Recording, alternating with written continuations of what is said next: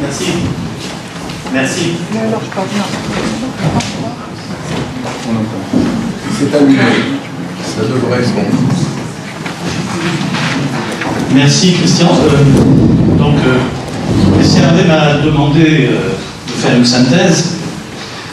Et il m'a mis sur le programme. Alors je lui ai dit, mais non, Christian, non. Il a dit, si, Claude, donc je suis là. C'est ce qu'on appelle l'amitié. C'est peut-être ce dont on a besoin dans les discussions, l'éthique de la discussion qui est de la convivialité aussi. Alors, en fait, ce que je vais faire, ce n'est pas vraiment un résumé, parce que c'est compliqué de faire un résumé de choses aussi denses qu'on a entendues aujourd'hui. En revanche, c'est un peu peut-être mon sentiment, vous verrez, mélangé à un certain nombre de données. Et alors, bon, j'avais le choix de faire ça en français ou de faire ça en anglais. En anglais. And I decided to shift to English for 3 reasons. The first one is that it's in honor of our colleagues who don't speak French or understand French. The second one is that I'm sure that everyone here will understand my accent. Because it's Southern American accent. And the third reason is that if I say something wrong, or if I use the wrong word, I'm sure that James will correct me. So please, James, interrupt me if there is something wrong with what I say. All right, so the summary of the oral interventions of the day, and as you will see, I start with a slide that Jacques Ayège presented yesterday. For those of you who were here yesterday, this is one of Jacques' slides.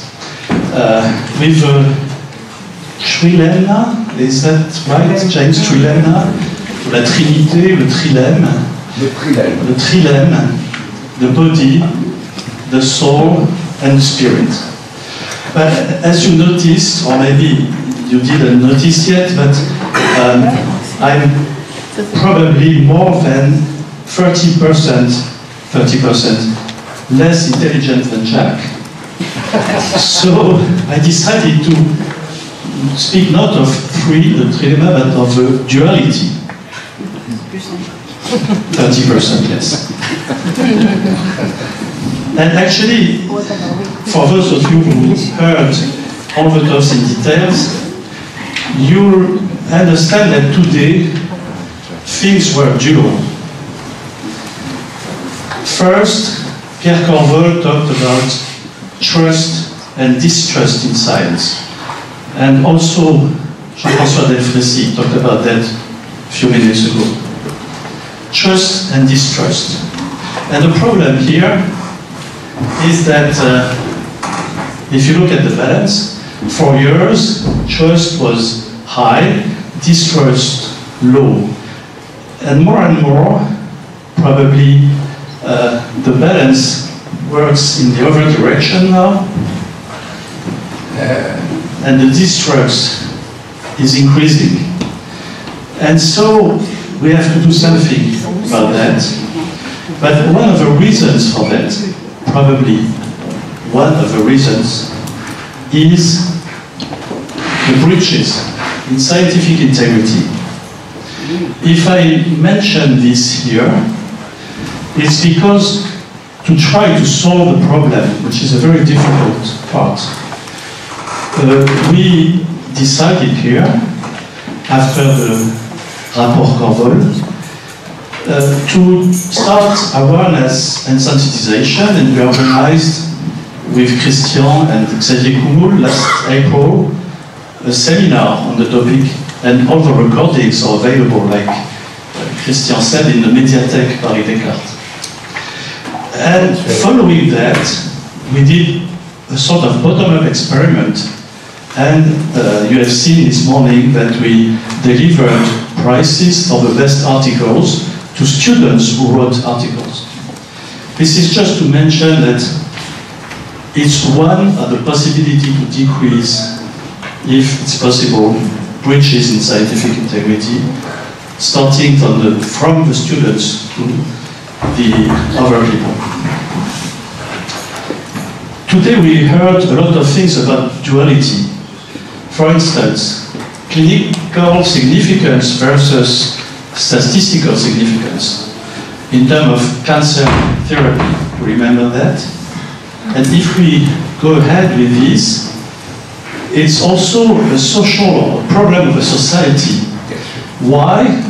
Because cancer therapy has a cost, and we have to decide what the society can do with this, and should we treat all cancers or not, if you remember what was said this morning about that. We have heard also things about assisted reproduction, and we know we have all the biological tools to perform this, but there is a law, and actually the law has to say what we should do. And if you remember what was said by the senator this morning, is that the law will say that all women can have assisted reproduction. If I remember well, if you all agree with what was said this morning. Now, the other dualities we had was dualities between birth and death, between autonomy and assistance to autonomy. The human being, and we talked a lot about that, versus artificial intelligence, to what level should we go? And if we look at that in terms of law, dignity, and technology, for instance, the law for fertility, for euthanasia, dignity, of course, of human being, and the technology that allows to do that, in the mind of everyone here, and James will agree with this, it's dignity, of course. We just heard that with Jean-François Delfrécy. The human beings have individual behaviors and should have collective investments. And this is very important of what people should do in the society. To please Christian, even if I'm not totally aware of what this means, I decided not to oppose, but to tell you that there is an ethics of conviction and an ethics of responsibility. And actually, both are ethics, and both can be, a single individual can have, on one way, an ethics of conviction, and another way, for another matter, an ethics of responsibility. Am I right, Christian? And so this is a personal behavior of individuals or of a society. And here we can talk about ethics of conviction and ethics of responsibility, and in the middle of that, religion and faith.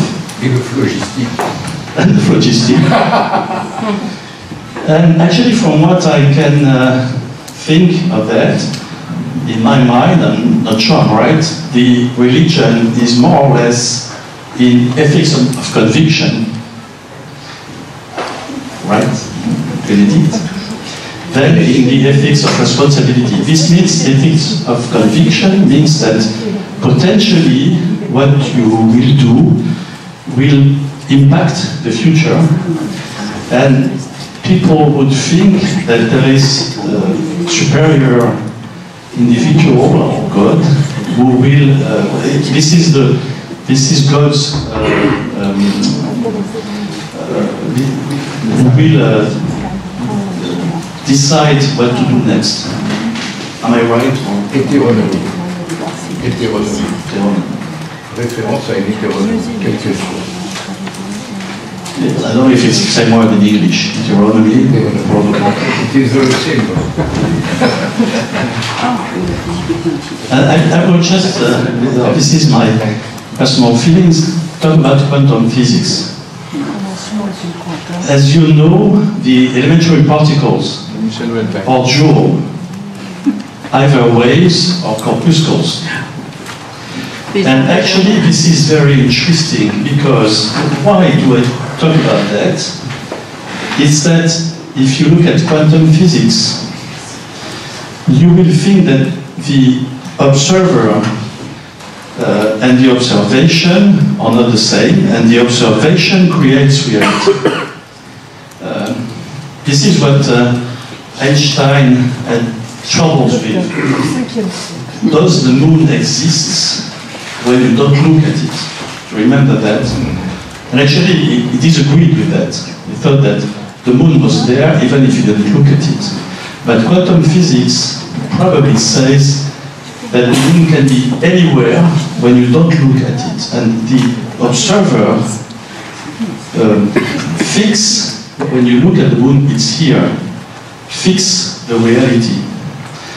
So the reality is not fixed, it's a problem of probability in this physics theory. Why am I saying that here?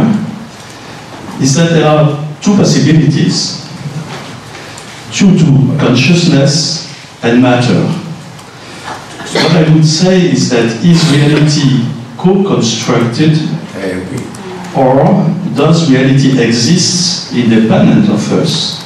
C'est la fonction métaphysique qui a été abordée. Bravo, bravo. This is the metaphysical situation. Bien sûr. And in this second case, does reality exist independent of us? Of course, people would think maybe Son of God.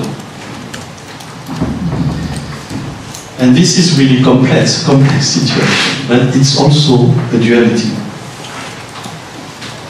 To finish up this summary, in the center of all this is the human being, which is in contact with the law, the intelligence of human being, the ethics, of course, technology, dignity,